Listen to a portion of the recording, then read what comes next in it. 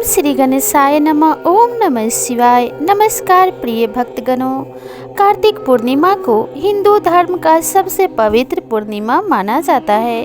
यूँ तो पूर्णिमा प्रत्येक मास के शुक्ल पक्ष का 15वां दिन होता है, लेकिन कार्तिक मास की पूर्णिमा का बहुत अधिक महत्व माना गया है।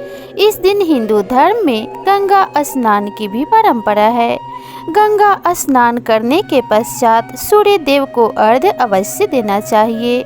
मानते हैं कि ऐसा करने से मनुष्य को अपने किए गए पाप से मुक्ति प्राप्त होती है। कार्तिक पूर्णिमा के दिन स्नान इत्यादि करके गरीबों को कुछ न कुछ दान अवश्य करना चाहिए। ऐसा करने से उसका 1000 गुना फल प्राप्त होता है। इस दिन बहुत सारे लोग व्रत भी करते हैं। व्रत का संकल्प लिया जाता है और फलाहार किया जाता है। इस दिन भगवान विष्णु और माँ लक्ष्मी की पूजा की जाती है। कई जगहों पर भगवान श्री कृष्ण के विग्रह की पूजा भी की जाती है। इस विशेष दिवस पर भगवान शिव की पूजा भी करने का विधान है, क्योंकि उन्होंने आज के दिन ही तारकासुर नामक राक्षस का वध किया था। इस दिन सूखे मेवों का प्रयोग करना बहुत अच्छा होता है। फलाहार में सिंघाड़ा इत्यादि लेना चाहिए। कई घरों में इस दिन आटे का मीठा चूर्ण बनाकर भी प्रसाद चढ़ाते हैं। चावल या मखाने की खीर का प्रसाद भी चढ़ाया जाता है।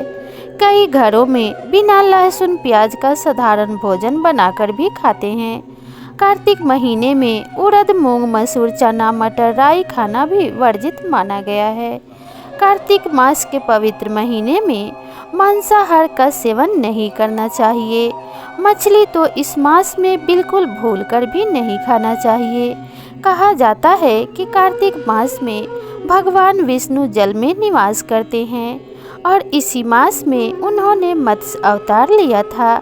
इसीलिए कार्तिक महीने में मछली को वर्जित माना गया है। गंगा स्नान, दान एवं पूर्णिमा व्रत के पश्चात कार्तिक पूर्णिमा मास की कथा का श्रवण अवश्य करना चाहिए। इसे सुनने से अपार पुण्य की प्राप्ति होती है, जो हमेशा अक्षय रहता है, यानी कि वो पुण्य कभी नष्ट नहीं होता। तो इस कथा को शुरू करने से पहले प्रेम से बोलिए ओम श्री गणेशाय नमः। एक पौराणिक कथा के अनुसार तारकासुर नामक एक राक्षस था। उसके 3 पुत्र थे, तारक्ष, कमलाक्ष और विद्युमाली। तारकासुर बहुत ही बलवान था। उसने धरती व स्वर्ग पर अपना आतंक मचा रखा था, जिससे परेशान होकर देवताओं ने भगवान शिव से उसका अंत करने के लिए प्रार्थना की। उनकी प्रार्थना सुनकर भगवान शिव ने तारकासुर का वध किया। इससे देवता बड़े प्रसन्न हुए। उसके 3 पुत्रों को यह सुनकर बड़ा दुख हुआ और उन्होंने इसका बदला लेने के लिए ब्रह्मा जी की घोर तपस्या की। उनकी तपस्या से प्रसन्न होकर ब्रह्मा जी ने तीनों से वरदान मांगने को कहा। तीनों ने ब्रह्मा जी से अपने अमर होने का वरदान मांगा। ब्रह्मा जी ने अमरता के अलावा कोई दूसरा वरदान मांगने को कहा। इसके बाद उन तीनों ने कुछ देर तक इस पर बहुत विचार किया और फिर ब्रह्मा जी से कहा, आप 3 अलग अलग नगरों का निर्माण करें, जिसमें सभी बैठकर पूरी पृथ्वी और आकाश में घूम सके। 1000 साल बाद जब हम मिले तो हम तीनों के नगर मिलकर एक हो जाएं। जो देवता तीनों नगरों को एक ही बाण से नष्ट करने की क्षमता रखता हो, वही हमारी मृत्यु का कारण बने।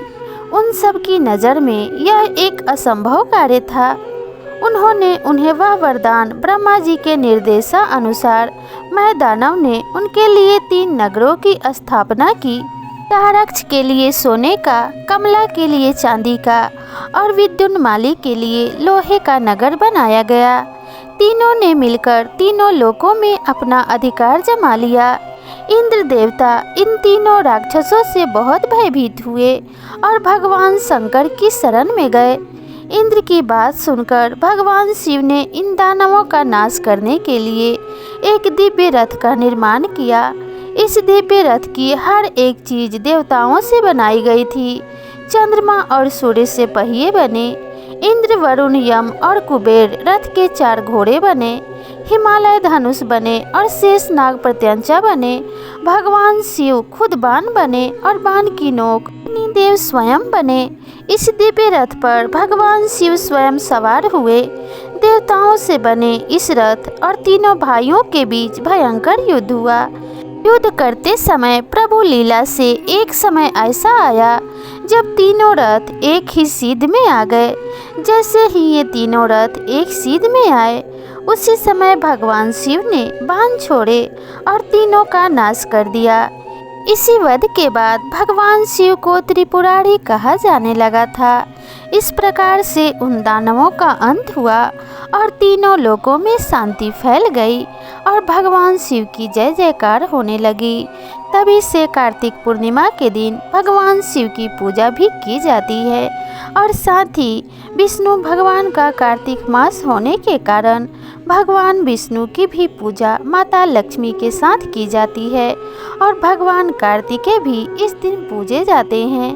तो विधि विधान से कार्तिक स्नान करने के बाद सभी देवताओं का श्रद्धा पूर्वक पूजन करें और सुख सौभाग्य के लिए प्रार्थना करें। माना जाता है कि गंगा स्नान करके दीप प्रज्वलित करने से अपार धन वैभव और सुख समृद्धि की प्राप्ति होती है। यहाँ पर यह कथा समाप्त होती है। यह कार्तिक पूर्णिमा आप सभी के लिए मंगलकारी हो, इसी कामना के साथ आपसे विदा लेते हैं। मिलते हैं अगले वीडियो में नई कथा और कहानी के साथ। तब तक के लिए राधे राधे।